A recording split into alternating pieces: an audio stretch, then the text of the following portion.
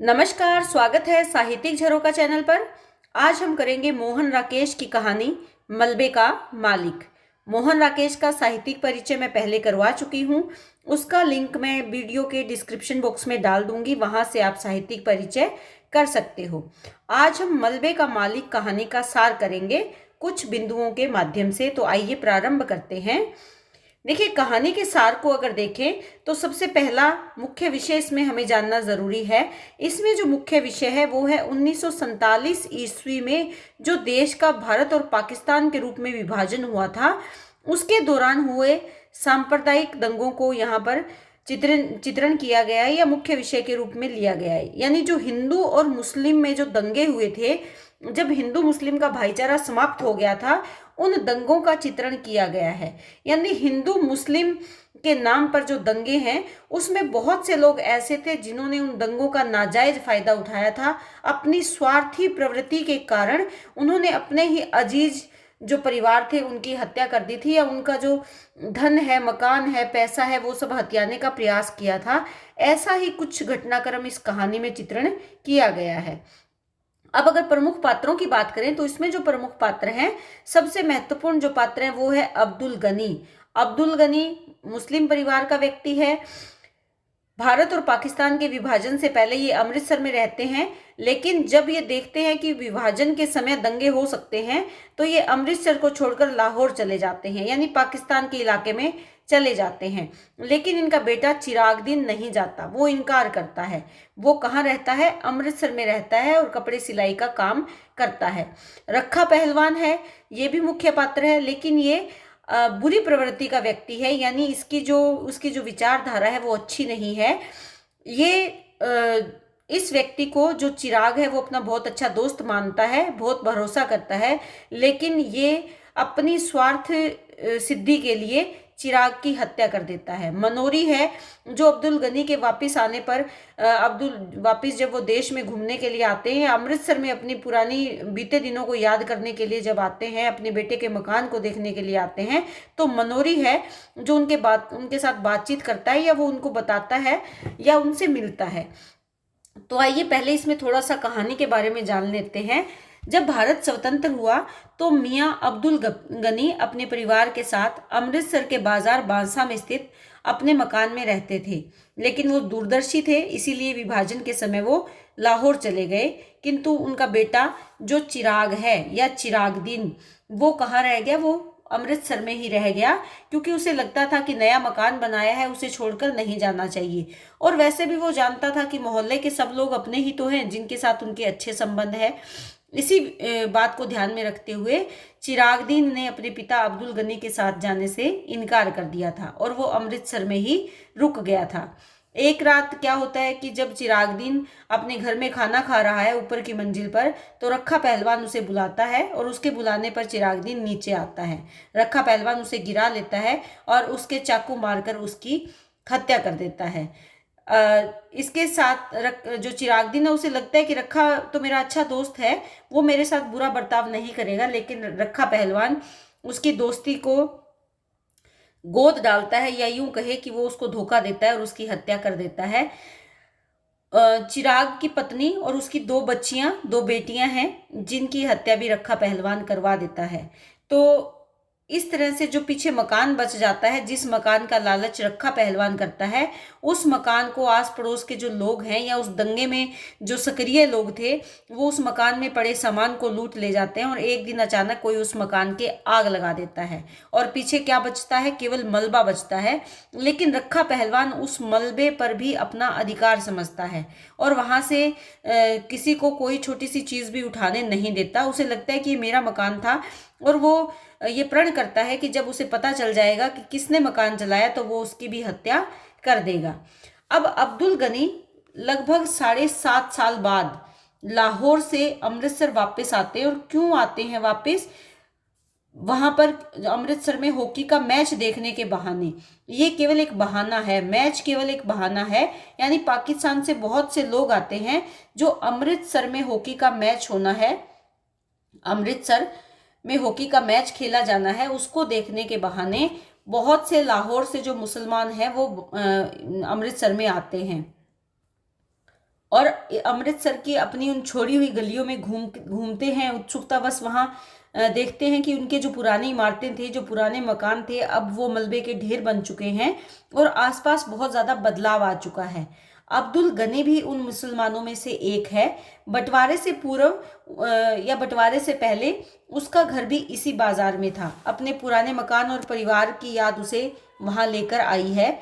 उसका गला सूख जाता है और उसके घुटने कांपने लगते हैं जब वो अपनी उस गली में पहुंचता है। गली के सामने पहले ऊंचे ऊंचे शतीर रखे थे और अब वहां 3 मंजिला मकान बन गया था। यानी पहले वहां पर दुकानें हुआ करती थी, वहां ऊंचे ऊंचे शतीर रखे थे जो मकान बनाने में प्रयोग किए जाते थे, और अब वहां पर काफी बदलाव आ चुका है। उसे निश्चय नहीं हुआ कि ये वही गली है जिसे वो जानता था। तभी एक युवक आता है। युवक कौन है? मनोरी आता है और वो उससे कहता है, कहिए मियाँ जी, यहाँ किस लिए खड़े हैं? अब्दुल गनी उसको पहचान लेता है और वो कहता है कि तुम मनोरी हो जिसके कपड़े चिराग सिया करता था। वह केवल अपना मकान देखने आया था क्योंकि पहले जान चुका था कि चिराग और उसका परिवार मारा जा चुका है। अब्दुल गनी ये जान जाता है कि चिराग और उसका परिवार मारा जा चुका है और अब वो केवल उस जगह को देखने के लिए आया है। मनोरी ने भी उसको पहचान लिया था। मलबे के ढेर की ओर इशारा करके मनोरी उसे बताता है कि ये चिराग का मकान है। गनी थोड़ी देर ठिठकता है, अफसोस करता है और वो उस मकान के मलबे को देखकर कांप जाता है। उसे ये आशा नहीं थी कि उसका मकान जलकर भी राख हो चुका है। गनी किसी तरह मलबे तक पहुंच गया। वह जली हुई चौखट को पकड़कर बैठ गया। गनी अपने बेटे चिराग, पुत्रवधू और पोतियों का नाम ले लेकर रोने लगा। खिड़कियों से औरतों ने जब ये दृश्य देखा तो वो भी चाहती थी कि मनोरी गनी को सारी बात बता दे कि रखे पहलवान ने उसके परिवार का कत्ल कर दिया है। मोहल्ले वाले भी उसके व्यवहार से तंग थे क्योंकि रखे का व्यवहार सबके साथ बुरा था। वह मलबे के पास किसी को फटकने नहीं देता था। सारे लोग रखे पहलवान से घृणा करते थे। लच्छे पहलवान ने रखे को बताया कि गनी अपने मलबे पर बैठा रो रहा है। रखे ने कहा कि वह मलबा उसका कैसे हो गया, वो तो मेरा है।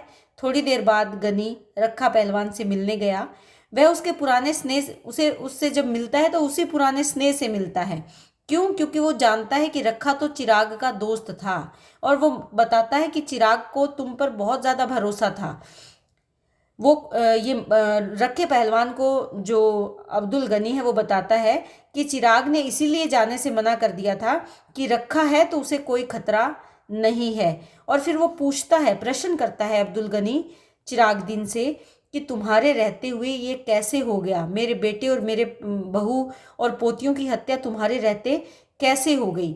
लेकिन रखे के पास इस बात का कोई जवाब नहीं था। गनी उसके कंधे पर हाथ रखकर उसे समझाता है कि दुख मत करो, अल्लाह को शायद यही मंजूर था। खुदा नेक कोई नेकी और बद की बदी को माफ़ करे। मैंने तुम्हें देख लिया तो चिराग को देख लिया। यानी गनी को आज भी रखे पहलवान में अपना बेटा नजर आता है क्योंकि उसे नहीं पता, अब्दुल गनी को नहीं पता कि रखा पहलवान ने ही उसके बेटे के परिवार को ख़त्म किया है। अब्दुल गनी के जाने के बाद रखा कुएं पर बैठा हुआ शाम तक चिलम फूंकता रहा। रात होने पर प्रतिदिन की भांति वो दुकान के तख्ते पर आकर बैठ गया, किंतु आज उसमें पहले जैसा उत्साह नहीं था। वह लच्छे पहलवान को वैष्णो देवी की यात्रा का विवरण सुना रहा है। लच्छा चला गया। रखा पहलवान गली में आकर लोकू पंडित की भैंस को मलबे के पास से हटाने लगा। वह मलबे की चौखट पर बैठ गया। वहां दूसरी ओर एक कुत्ता सोया हुआ था। उसी मलबे की बात चल रही है जो चिराग दिन के मकान का है। उस चौखट पर एक कौवा आ गया और वहीं एक तरफ दूसरी तरफ एक कुत्ता सोया हुआ था जो आहट पाकर जाग गया था और रखा पहलवान की ओर मुंह करके उसे भौंकने लगा। रखे पहलवान ने उसे वहां से हटाने का प्रयास किया किंतु वह वहां से नहीं हटा और उसी तरह जोर जोर से भौंकता रहा।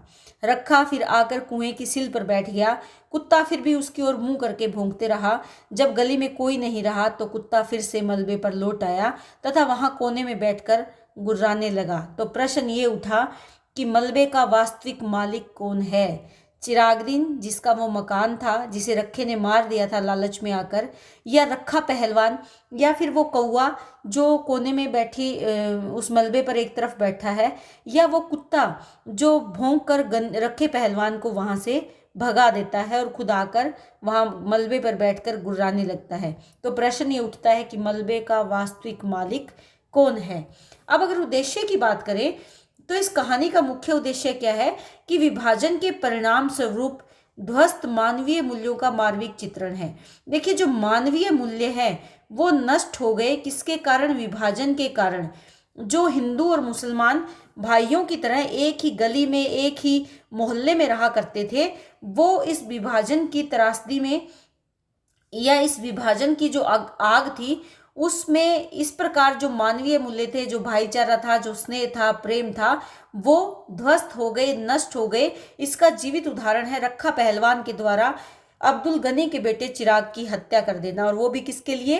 केवल एक मकान के लिए चिराग की हत्या कर देना। तो ये मानवीय मूल्यों का हनन ही है जिसका मार्मिक चित्रण इस कहानी में किया गया है।